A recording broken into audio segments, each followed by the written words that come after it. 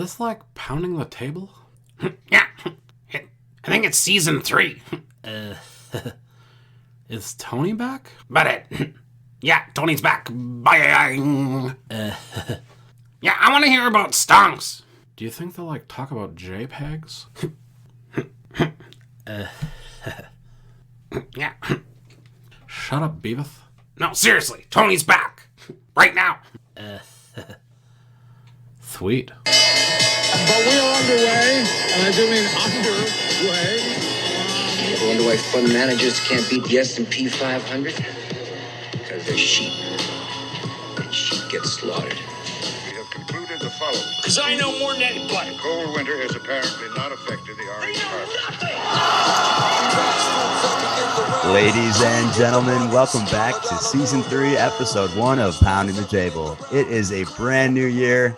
I got a brand new job in the crypto space, but most importantly, folks, we are back with a brand new season of Pounding the Table. We're going to have some fun in the booth this year because after an absurd 2020, I think, we can speak for most of FinTwit community, got a little overconfident there, and basically I think everyone kind of got smacked in the face with a bit of humble pie. And I've always said, though, in life, you either win or you learn.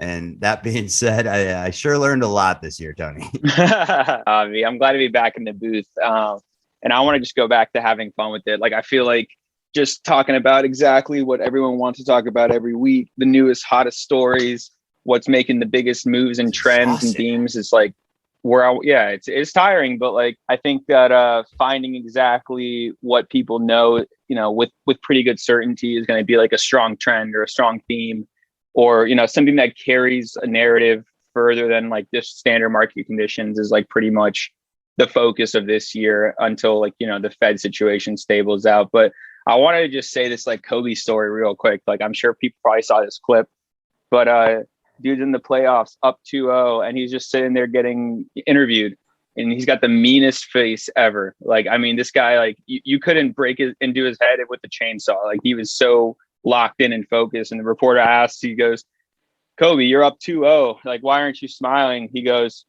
"Was there to be happy about? Like, job finished? Job's not finished. I don't think so."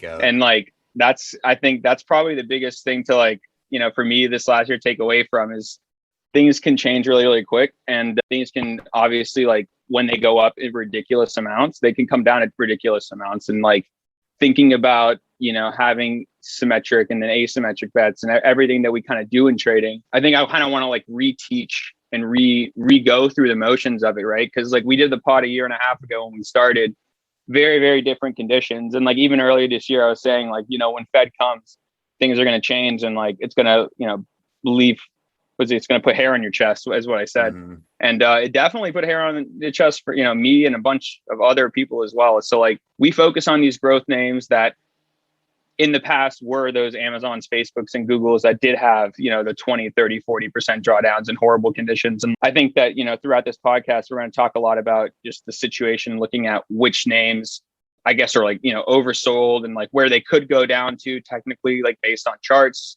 But more so just like looking at individual names and stories, because right now everything is lumped in together.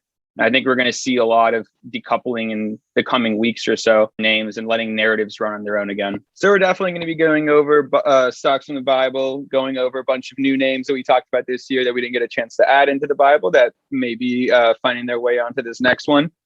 Always going to be talking about all this news that's going on around the world, because it is definitely a pretty deep thread on these headlines. Every single day you're getting a bunch of new news about the economy, so got to keep that definitely on lock. And we'll be getting back to our roots, getting back in the lab, bringing on some more incredible guests, and honestly just back to having fun with it in the pod like we did the first season, regardless of where the market's at. I had so much fun season 1, season 2 for like a month, and then just downhill from there. But let's get back, man. I think it was nice to have that end of the year. I know we both did a little bit of traveling.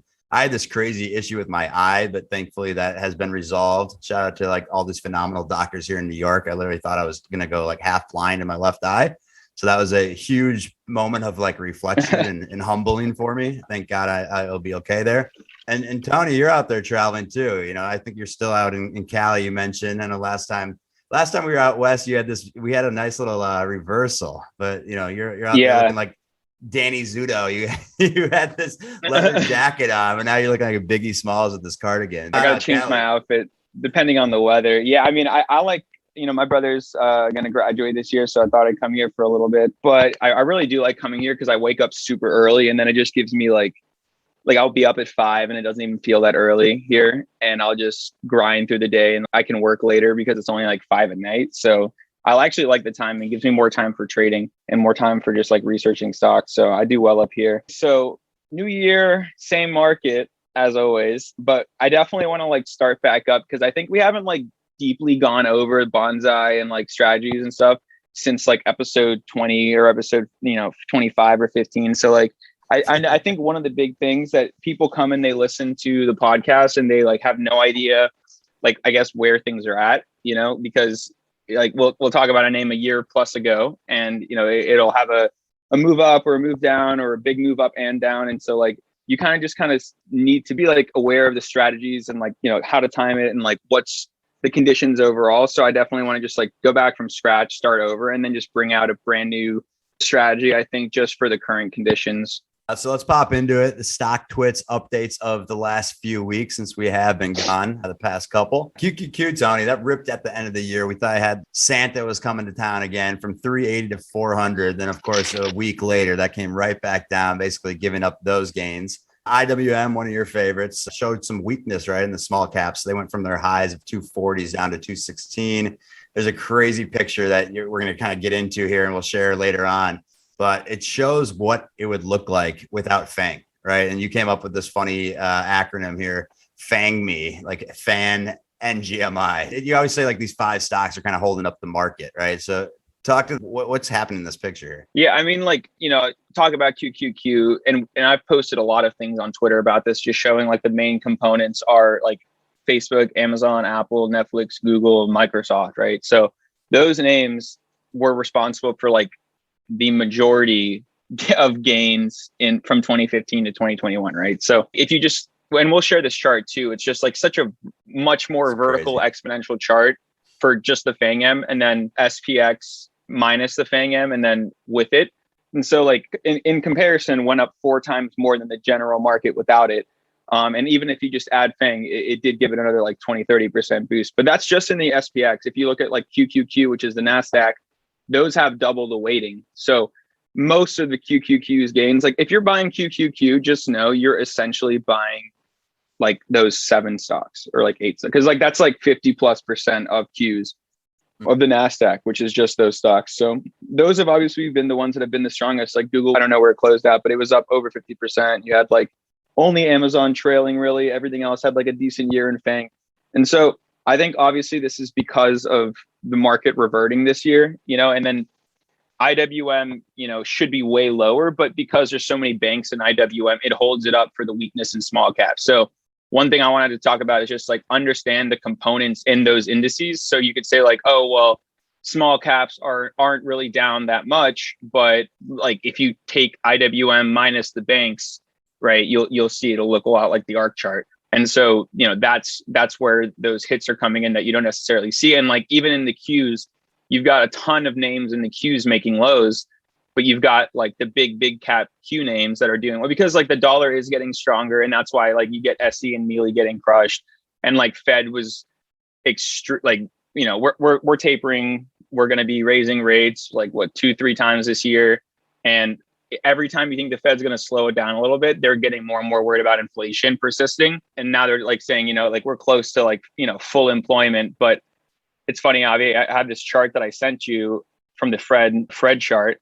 And it just shows that like from 2000 to now, you've seen the percent in the labor market, the labor force participation rate has just continuously gone down, right? Like technology, automation, different ways to make money. And like, we talked about all those like workers who were trying to get jobs in industries that just haven't came back as much in the last year and a half. And like after 6 months, they don't count necessarily. So I don't necessarily think that like people understand that. The reason I say that the rate's BS is because like percents change, but like the actual number hasn't. And in 1 year, we have like only 1 million more jobs overall And if you think of like how much population growth versus death, it should be higher is what I'm saying. But there's people doing God knows what job that they're self-employed now and like trading or crypto or whatever it might be. Right. No, I mean, this chart, everyone should actually go and look this up. We'll post it on our Twitter handle, but this is crazy. So if you look at this chart, like literally from the 1960s, 70s, 80s, 90s, looks like a very healthy chart, right? And then you kind of see that .com, like, and all this technology start to come into play, and kind of it stays where it's at kind of in the 2000s, and then it starts to drop down here in 2010, 2020. Yeah, from 67 down to 60 in 2020, and then now it's just back at like little over 62. It's crazy. But I mean, and that all that automation we've always talked about, in everything, there's now automation, right? So people are losing jobs, right? These kind of lower level jobs are taken over by robots. So like, I don't think these jobs are going to continue to perk up, even though the populations are getting larger and larger. You expect for it to. It's not going to happen. It's just nuts. It's nuts because like you can look at it and say the percentage is good, but like the way that it's calculated just shows you that like, yes, people are exiting the labor market. Why are real wages going up? Like I would argue that it would be because it's hard to find people to work in jobs. So you have to pay them more because, right? Like if you look at the standard like labor demand supply graph, like from Econ 101, you have to either raise like the input costs, like raise the price that you pay your workers, right? And that raises the supply of labor, and then like the demand of labor and the supply come at an equilibrium. And so, people are getting slight real wage growth, and like also minimum wage changes like across different states, $15 minimum wage here and there. Like you're getting it. It's just people are not wanting to work those jobs for those prices.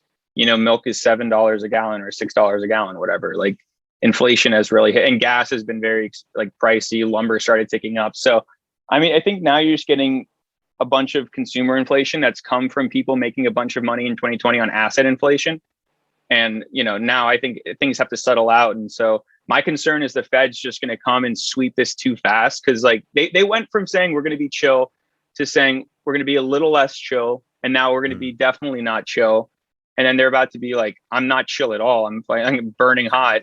So it's hard to think that not a lot of this is priced in. It really is hard for me to not assume. Cause like, if you look at these names, like we talked about, where multiples are at, and we'll talk about this more in the pod, but it's just interesting to say that like the actual conditions of the market, when you look at the surface of SPY because of those 5 FANG stocks or 7 FANG stocks, and then you look at the labor force, then you look at the absolute value versus the percentages. It's like, are we really in a super strongly good economy, or is it just a different economy that like the old metrics are making it look good still? I think it's the latter.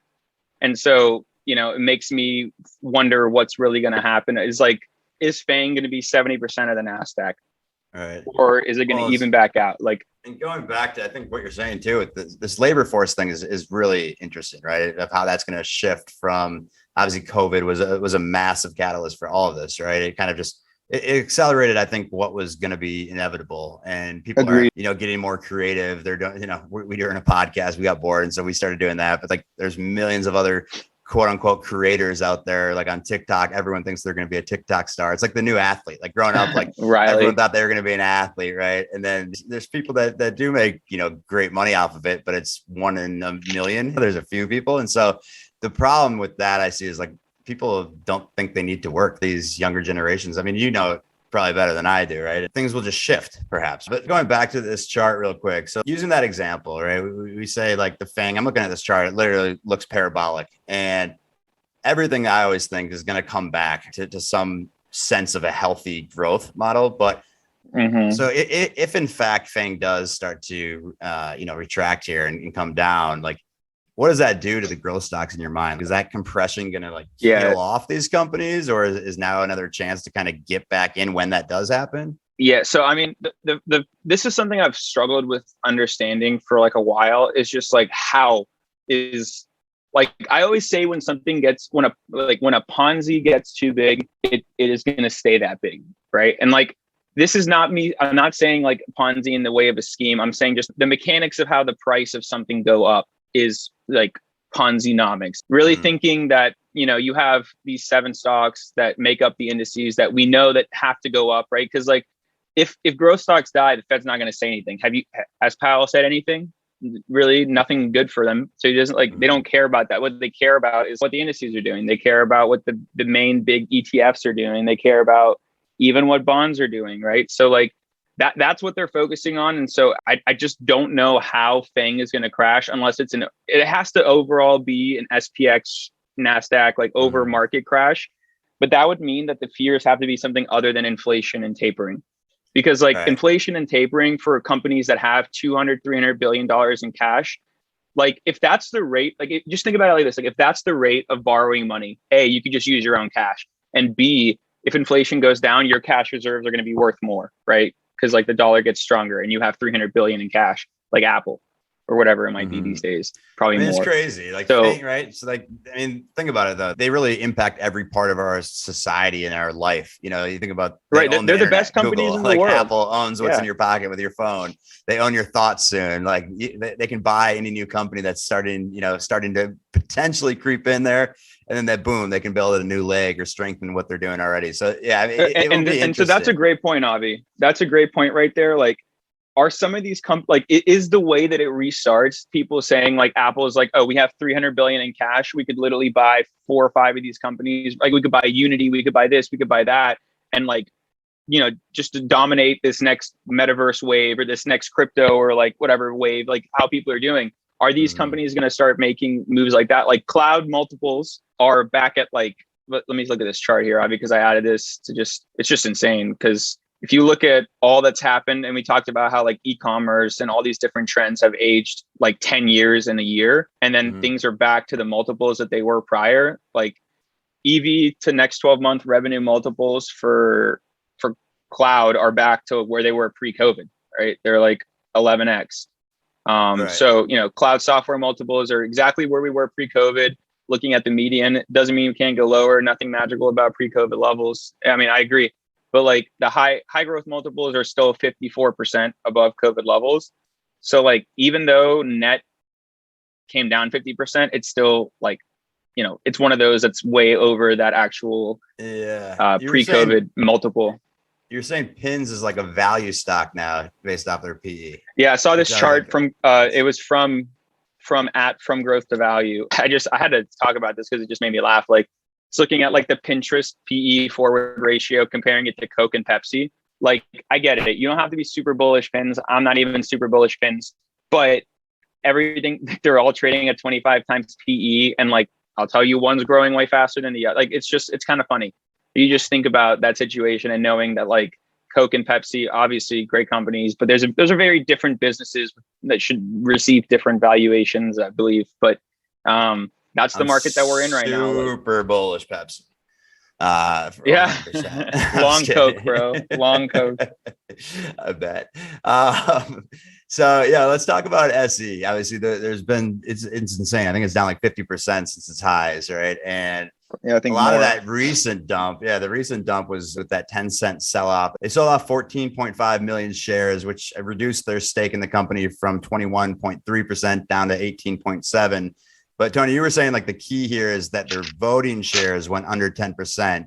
And you were talking about like the importance, obviously, of India. Yeah. I mean, Tencent's not dumping their whole bag. First of all, they still own 18.7% of a $108 billion company is like a $21 billion bag. They're definitely bullish. And they also are not going to be selling for 6 more months, like after what they sold they were going to sell. So like, it starts being a math play, right? It starts just being an equation. Like I was really like in the lab the last week or so, like just looking at these names, because when everyone's crying and running and everything sucks and like you want to never touch stocks again is when you better start fucking like looking at the markets, because that's when that you're going to get those opportunities that change your life and set you up for the next year. Because the way this is going to go is it's not going to be like a steady reversal.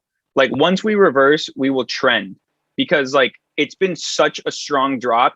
The only way you get us, and I'm talking about every growth name, the only way you get a reversal is a meaningful change in narrative or the uncertain news becoming certain and then just already priced in at that time. Because by the time something happens, that priced inness is priced in. Like by the time we raise rates, I don't think we're going to go lower, because if you didn't sell before you raised rates, like you're not selling after the rates were raised. It doesn't, it's not logical. Like there's some dumb people out there. I don't think there's that many dumb people. But I mean, I think that's the way it's going to go. But just talking about SE here is one of those like scratch my head. Why are you selling? Why is it so down kind of questions? If they're selling those shares, and they are, to be able to get into India and crush it even more, like that's bullish. India's huge gaming market. India's like a huge market that's perfectly coinciding with how C operates in general, right? You hit the mobile phones. India's got a shit ton of mobile phones. You get in with Free Fire. You do all these different things in the Garena sector, and then you sell those like smaller, cheaper products on SE, and then you move them up to like everything else, and you connect their wallets because they don't have banks as much as the US. And so like obviously India's, and also India's going to be like, isn't that going to be, though, is going to be worth more than that 13% voting rights or whatever they had before. Yeah, like exactly. With the addition 100%. Of India and these other countries they're going into. Plus Tencent probably was being strategic, and they're like, damn, like a bunch of our bags are getting wrecked. It's probably a good time to take a little bit off like the bag that held the best, and then just like ape some other stuff. And then we could use that to also get into India. So I think it's like a bunch of different things coming together. Right. They bought this at like, I think they like initially, but pretty much imagine it's from zero because that's how much they're up. But yeah, like they're not going to sell for 6 more months. So if you know that Tencent sold 3%, all right, and it's at like 180, and then you realize that people are saying that Free Fire is going to slow this and that. I don't think gaming is going to slow the way people think. And we've already, like, if you want to hear what I think about Garena, like we have another pod on this completely. It's like in the last 10 or 15, but they're making a bunch of derivatives of games. And then not even to mention that they put a bill into that like VR, like AR artificial intelligence lab that they're making, and their VC lab. So they have like things coming out that I think are going to all just be connected and like synergize with the metaverse and gaming. And if you think like 1 million plus people show up to online Free Fire, like to Free Fire tournaments, think about how much money you're going to be able to make when like you put the VR headset on, and instead of like having your skins just die and you have to get the next, or like just go away or whatever, your in-game items go away. Like once those become NFTs, you'll be able to like resell that. C will make money off of those. And I think that they're moving towards that because they did invest like over $500 million in FTX, which means that they're super bullish on crypto because FTX is like the perfect partner for them. So I think that those things are not factored in whatsoever. And then I think that people who are like looking at like the fundamentals, and we'll definitely take a look at the fundamentals here. Like I like Koifin a lot. I think Koifin has like great visuals and it has like really good data.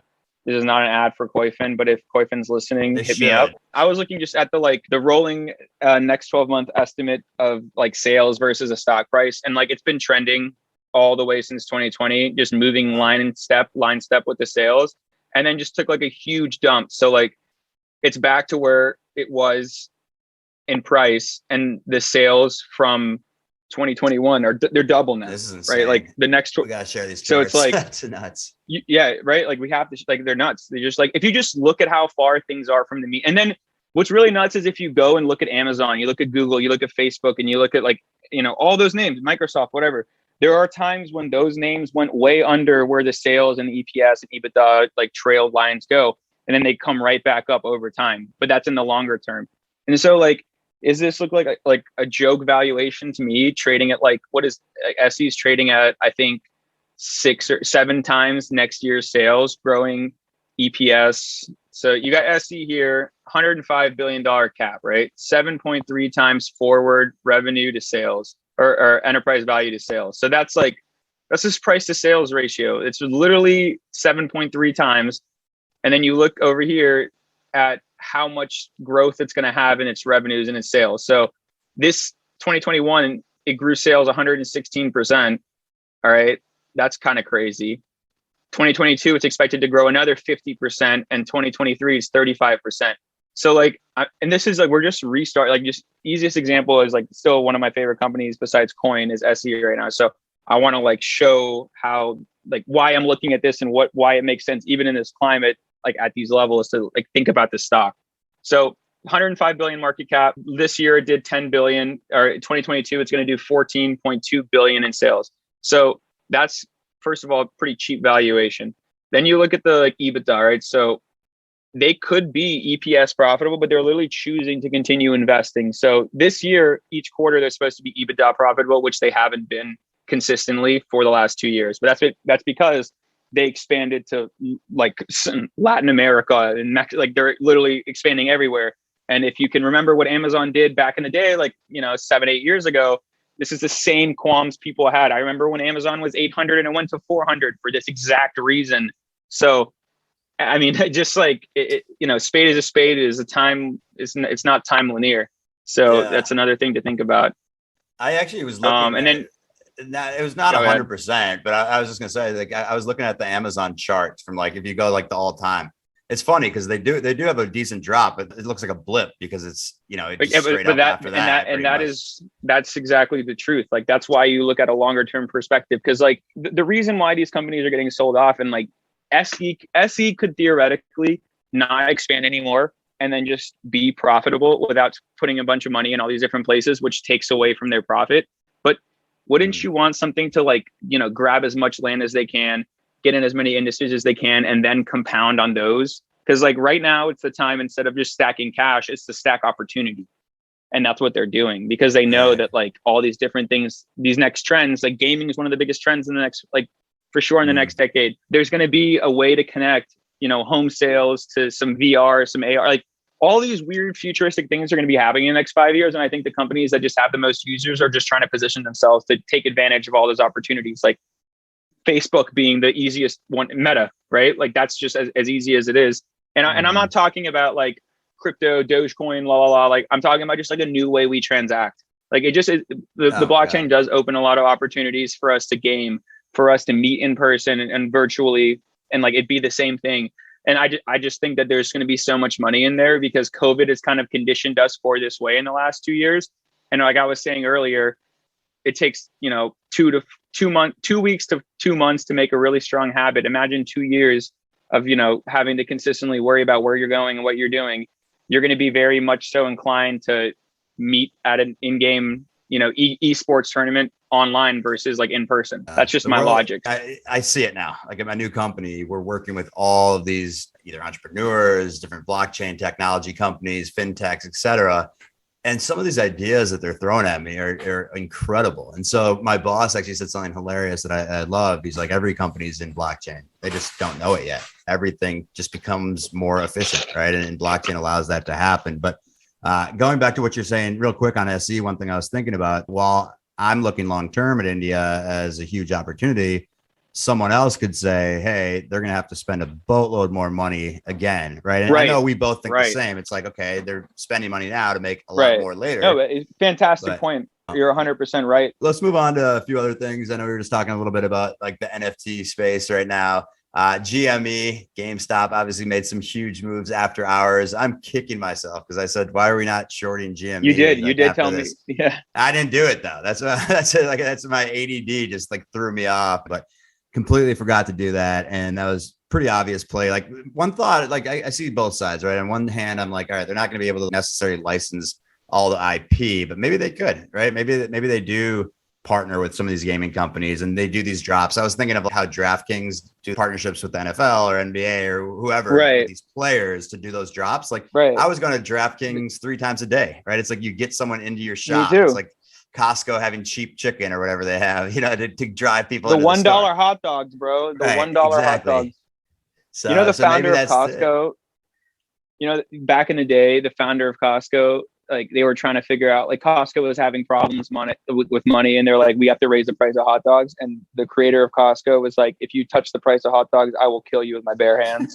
Because he's like, I swear to God, he said this. And it's still $1 hot dogs or whatever, or $1.50 hot dogs. And that's people know, right? It's a brand. It is. Speaking of DraftKings, actually massive news for me and all New Yorkers that are breaking up with their bookies today because New York finally got their way. It was a whole back and forth. They were trying to get in there. Avi, how are you going to break up with him, dude? The guy's got your social at this point. Pretty much. No, but it's really interesting, right? You see, we said in season 1, like a second, third episode, we're like, all right, every state's going to eventually have to take in some tax money, and weed and sports gambling and all that stuff's going to happen in every state. And it's happening, dude. You need money.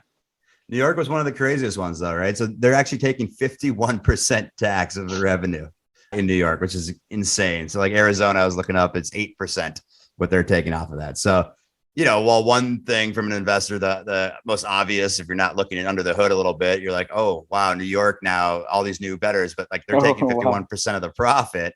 But, I think this is a long game. Like maybe they net out and they'll figure out a way to make money in maybe other areas. So their CEO, Jason Robbins, he was suggesting that it's not going to be a huge loss for them because they're actually not going to have to spend as much on marketing, which is interesting. You think, the natural thing would be you enter a new market, you're going to have to do more marketing. But I think at this point, everyone's seen them on TV and now they can actually have access to sport bet. Right. And so that will be incredible for me. And all the other degenerates that are out there. Excited about that. This is a huge, huge day for us here in New York City. Real quick, Ford has run 74% over the past 6 months, which is incredible. Watching them with their EV plays. It'll be interesting to see if these original OEMs will start chipping away at the masses. They got to sell that. They have to sell. Dude, they better sell shares and pay back their debt or something ASAP because I don't know how long. They're an American company, though. We got to. Is this what supply chain issues double a company that took out like $60 billion in debt? All right. What happened to GM? I don't know. The opposite of debt here. Apple, despite the shakeup, I don't know if you saw that story with the AirTags. This model in New York, someone tossed an AirTag into her jacket and was able to track her on her way home. Don't try that at home, kids. Yeah, I don't think that has. Creepy. I mean, you could autopilot a car into someo's house, but you know what I'm saying? Right. Technology lets you do whatever you want. You got to just be a good actor. You need some bullish. security. That's bullish for BlackBerry. Apple. You know what you say, Avi? You always want us. I want to get sued on here for music infringement, but because then we would blow up. Wu-Tang Clan's coming after us. Wu-Tang Clan. Hopefully not. We've been doing this you, for bro. a year and a half, just trying to get them to send an email of cease and desist. But that's I hope they hear this. I'm not fucking taking it down. we ain't selling Bitcoin, a little bear market, dude. So you saw it go from 50,000 to 41.6 in the past month.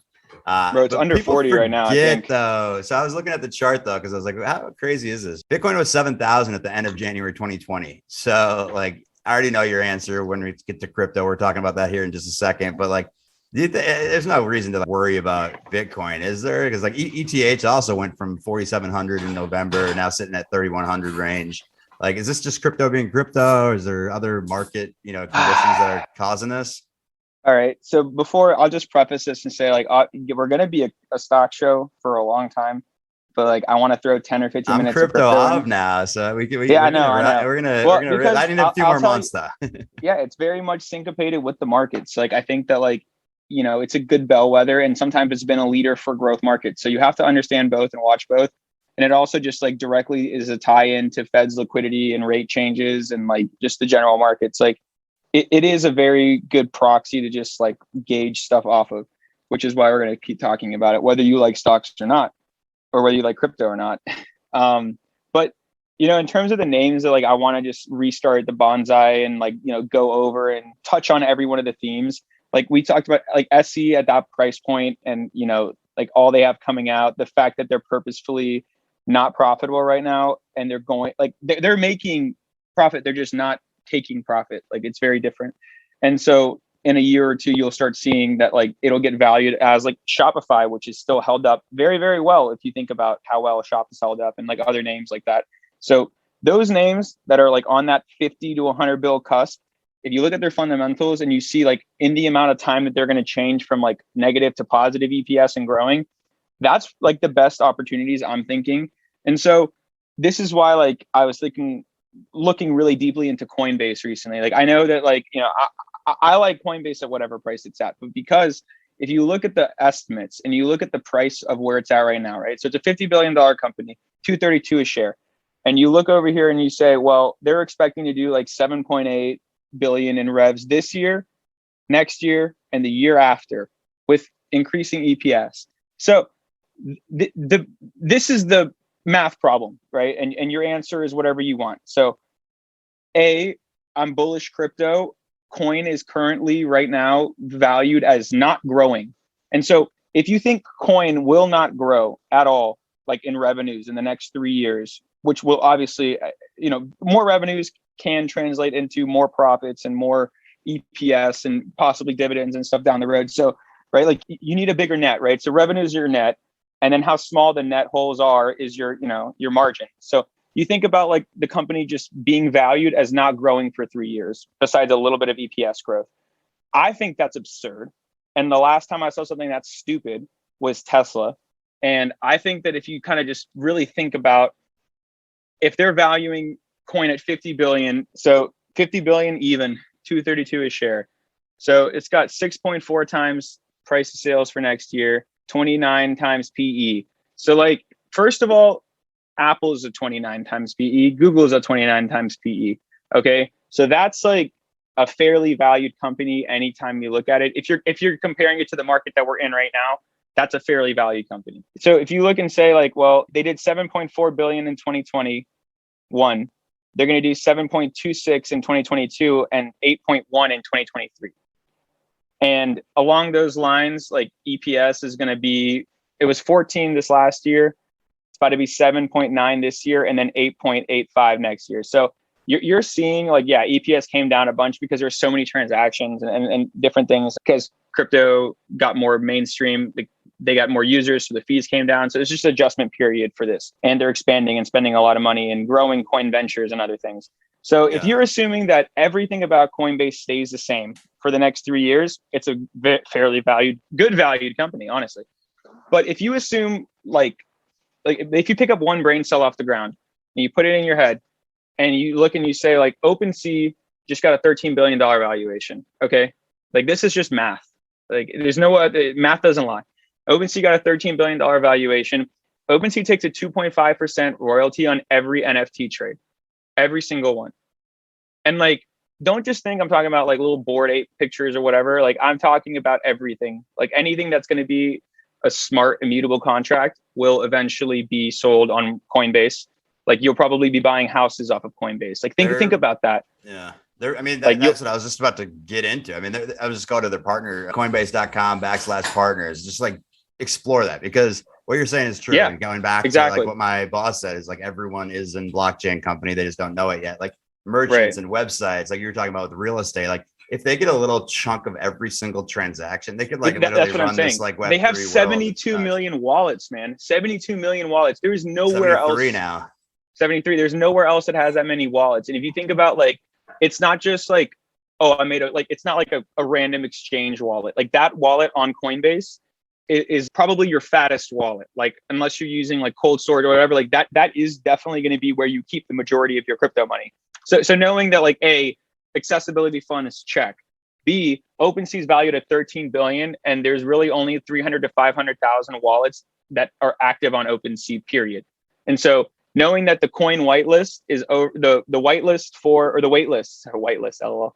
The waitlist for Coinbase, whitelist is an NFT term. That's funny. But like the waitlist for, LOL Larry. The Coinbase waitlist is 3+ million. So that's already 6 times OpenSea. I will give you like the bear case for what Coinbase's NFT marketplace is worth. We'll just say half of OpenSea, which is an egregious sandbag. And it's like 8 times sandbag. But 13, right? So you have 500,000 on OpenSea, 3 million on Coin. That's 6, because 500 times 6 is 3 million. So 6 times OpenSea's 13 billion. All right. 6 times that's 78. So divide that by 2. What you got, Avi? 39 billion is what that's worth. Coin is worth 50. I know the answer. Coin is worth 50 billion today. And so if you value Coin with 6 times the amount of people in OpenSea and cut that value in half, that's 40 billion additional in market cap. So like that doesn't make sense that it's already just only worth 50 billion. And that's not even counting in Coin Ventures, and they're adding DeFi on Coinbase, which means like basically decentralized finance is like self-banking, like decentralized banking, like moving money around, having a bank, loaning out, all that stuff. But like Coin's going to start just doing that for you. Like I don't think people understand that. Like when you look at JP Morgan and Goldman Sachs, Coin will be worth at least what those are, if not what they're all worth together. Like I really think this, like genuinely, like would be shocked if Coin is not a $1 trillion company in a decade. And like, maybe it takes longer. I don't think it does, but saying that it's not going to grow for 3 years and knowing that if you just look at the 1 month of how much VC money poured into crypto, 1 month of if you just look at over the last like November, December, and January, it is about what coin is worth like every month. Like they have the most, no matter what, you're not going to switch from Coinbase to like Binance, or you're not going to like, that's the grail. I'm seeing it, dude. My new company, I'm like, the new startups are building on blockchain. So it just think about business in general. It's crazy to see like what's happening. But I'll tell you what I really Tony think, we Avi, love, man. You're in the I really zone think right now. yeah. I mean, this is like what I just think people are crying and stuff. And this is when you find opportunities. Like this is when I make the most money, is these opportunities like this, whether they're leaps or whatever it might be that I'm going to like play on these things. But I do see coin. It just, if you look at Tesla before it took off, like if you miss Tesla, it's because you did not understand like the company. And like, and I think that that's okay. I mean, all the analysts said no, all the banks said no. And now all the banks are saying 1,500. It's just crazy to think about. But assuming that coin is not going to grow from here in the next 3 years, if you just overlay the chart of wallet growth, and you know that wallet growth is related to transactions, it's just, the math is just there. I don't know how I don't get it. I don't know who put the math in that Excel sheet, but it's bullshit. It's so stupid, and they're all wrong. Like it's like one of the clearest things ever to me, because saying it's going to do 7.5 billion for 3 years in a row, when we literally added however many tens of millions of wallets this year, and you don't think that like someone is telling their friend to like, hey, make a Coinbase, like a Robinhood, not going to make it. I was not going to stop you there. Let's get into questions from the audience. First question is from, I think it's Ivana Freedom. Do you think that everything going externally in the markets and with the younger generations moving into crypto, like we were just talking about, do you think growth stocks will continue to lose some of their market cap, or do you think that we'll have a chance to rebound here in 2022? I mean, yes and no. Like, I think that like the money that like, I don't think big money that was in stocks has completely moved out of stocks and into crypto. Like, I think that there's people who are bridging the gap, and like people will decide where they want to go in the next year or two. But there is still, a huge difference in the caps of the stock market and the crypto market. Like all of crypto is worth less than Apple. So like the risk reward in crypto, way higher. The strength in stocks versus crypto, far higher. And I'm not talking like price action. I'm talking like, is that company going to be around in a decade? Very, very different markets, right? Like when you're in the crypto casino, as they say, like you are playing with other people. It's a one-on-one transaction. Like it's me versus Avi versus like the markets. It's like every share is fungible, right? It's not like that. It's how much money and how much liquidity is in that pool of assets, or that basket, that index, or that market in general, or that sector. So like, I think that there's always going to be people trading stocks. There's just never not going to be people trading stocks or trading companies, is what I'm saying. And right now those companies are not tokens yet. They're still shares. So people will still be trading, obviously.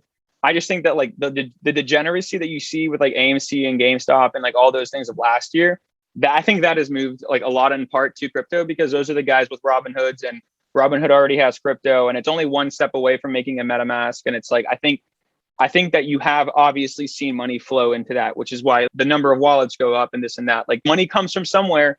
It's not just coming from thin air, even though people think it grows on trees.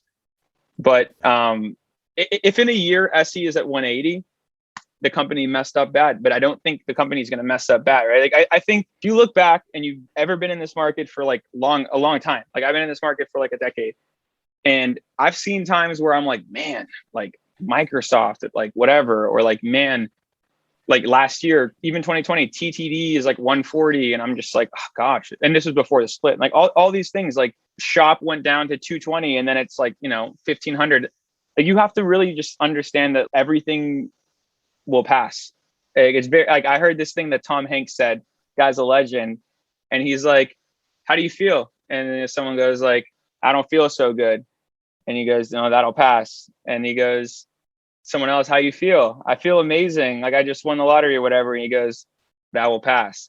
So like, understand that like both ways, whether you're great or you're fucked up, like things will pass. Right. And like, I think that these names are just in that latter basket right now. And you just got to understand that the conditions can be worse for a while. I'm not saying it's not me calling bottom. I'm done. I'm done. Like I had a bad call at like January early. I thought we were going to get heavy inflows up, but then Fed threw the monkey wrench in, and it is what it is.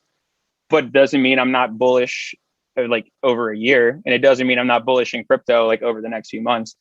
I just think that it's a waiting game, and it has to be a strong narrative shift. Like every pop's going to get sold until something is so meaningfully different in the story that like it doesn't. And when it doesn't get sold, SE will be 250, like that.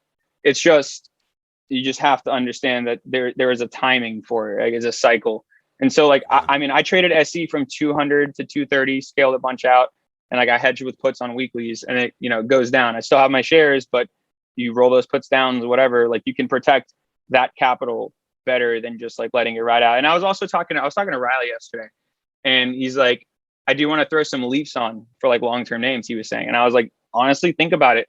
So like people are like, I want to buy something, but I don't want to risk like 100 shares of SE, $18,000 or $19,000. Okay. If it goes to 120, which it could, like this is like, I'm trying to like explain, like, like it could go to 120 in this climate. Yeah. I mean, like, I think that like ARK's probably going to hold 82, because 82 is a super, like if it doesn't hold 82, it'll be really bad. So like, I think 82 will hold because that's like the last strong volume shelf. And after 15-point drop in like 5 days, like reflexivity is just going to rip it back. But, just think about how much you want to risk out for certain things if you're trying to play the upside. Like, 100 shares of SC versus like a 6-month out leap at 210 or 200 strike for 1,500, or make it a spread for like 1,100. Like Riley and I were just like checking these out yesterday. Just think like you risk 1/10 of it, and if it reverses, you can use that and exercise your shares there versus like having to worry about it going to 120. So like that's kind of like where I'm at right now. Like instead of putting in large amounts of capital, like I'm waiting for that, because once the bounce comes, and once it's a real bounce, and like you'll know the atmosphere will change, the headlines will change, the rocket emojis will come back. Like stuff like that will happen. And then that's when those leaps get really heavy price. Right now they're worth, it's just the risk reward on things is getting silly. But it doesn't mean it can't go lower. So that's why the way that I'm betting now is very different. And with those leaps, hopefully it'll come into shares that I can exercise and then hold, like have a new average at like, 200 and like an average at 250 or whatever. And then you can trim those leaps off. And like, if you think about, if you buy something like an option and it goes up 5 or 10x, and you sell that and you buy shares of that stock, your risk has decreased by many folds, because like if that stock goes down 20%, your option position goes back to zero. If the stock goes down 20% and you move that position into shares, you're down 20% on what that full value is. So like you play the options for the big rally pump because you don't want to invest a ton and have net go to 50. And then as the market gets better, you play less options and you just start accumulating shares with trades. That's just that's what I was talking to Riley about. Like, I don't know. I'm not saying this is what everyone should do by any means. I'm just saying, like, if you don't know, if you want to buy like SC at 180, if you think it could go to 120, but you're like also like, oh, I don't want to miss the bottom. Those are just like things to think about, because it's not the same risk, and it could be a very similar reward. Different ways to play the same coin you want to flip. All right. So we have a ton of questions right now. I think we'll take one more just because this is starting to get long. Anytime we talk SC, Tony just go off, and I just like, I'm kind of just sitting here like taking notes, and then I'll edit this and I'll retake some more notes here. But last one, something that I should do more of, Washes with Soap is asking thoughts on shifting more broadly from individual stocks to ETFs as a method of managing risk. So that's kind of a good, follow-up question to that, is like, I guess in the short term, is that another angle people could take, is just kind of like go to the beach. I call them beach stocks. Like maybe an ETF is a good way to just, enjoy your life. Go to the beach, let some fund managers play around, and they pick the stocks for you.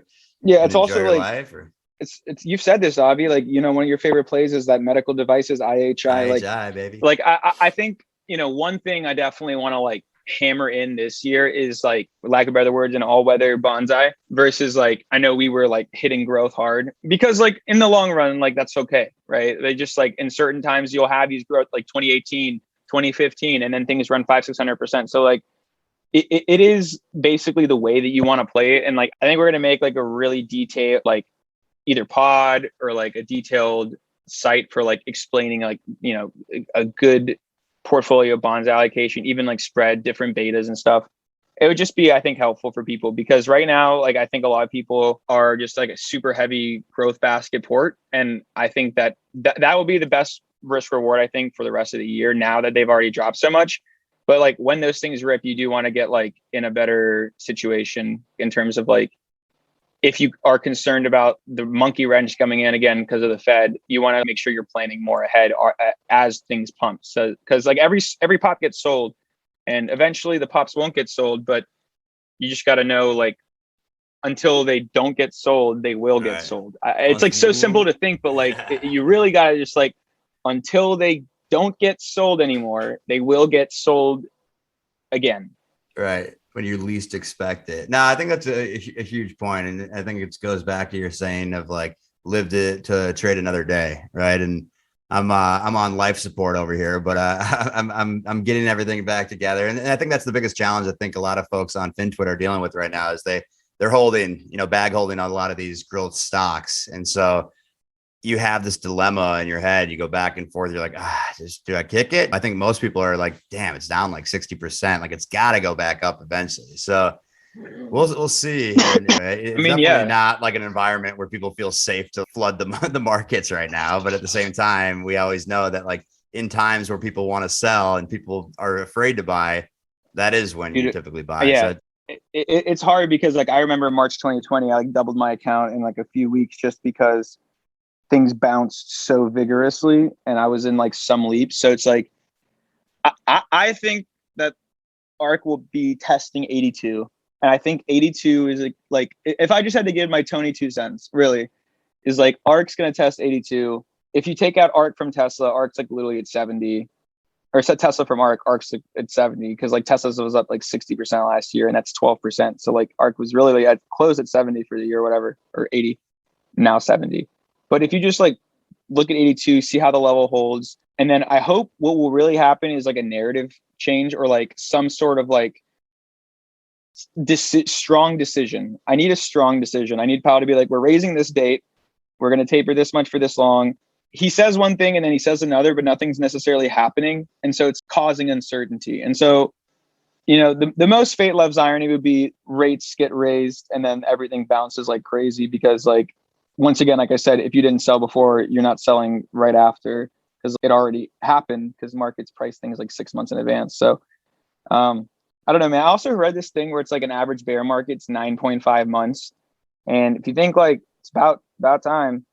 So it's like those kind of things are like interesting to think about. And then one more thing I wanted to touch on, Avi, is just if you look at the big fangums and stuff, and I know we're like, how are they going to dive? But they sold off so much of what ran in 2020 and 2021 and they're selling it off now because like some people wanted to hold over the taxes because they bought maybe early 2021. But are they going to sell off the big winners of last year, this year of like the big fangums? Like, I don't know. And like, if they do, are we going to have that 20-30% crash like Gem and like other people were talking about? So the croissant is saying to watch out. No, I mean, he's saying like, we're either going to have a last time he's on the pod, he's like, we're going to have either a 5 or like a 20-30% drop. Right. So like, I think that like the only like you need a reset or you need a big narrative change where like the S&P dives and then money pumps into growth because the change is so drastic. Like Fed says like we're not hiking for X amount of time or we're hiking or like whatever the market decides is going to be the right narrative that they want to pump it on. But I mean, like, what do you think SE is going to go? SE was 40 before anything with COVID. And like since that time, the companies have grown like 5 to 6 times in its actual company. Everything corrects. That's what I was saying earlier. Right. You see that chart just go parabolic, like no matter what it is, it can't do that. And eventually it's going to come back to earth. Yeah. To that and also like, I love SE, but like, we're just using it as a good example because most people know about it. I think it's easy to talk about and like use as an example all the time, but just shocking to me, honestly. Cause like, I really don't think that people, it's either going to be the most crazy generational buying opportunity right now, or it's going to go way lower and then be one. But I just don't know how SE is not like going to be up 50% this year. Yeah. I don't know.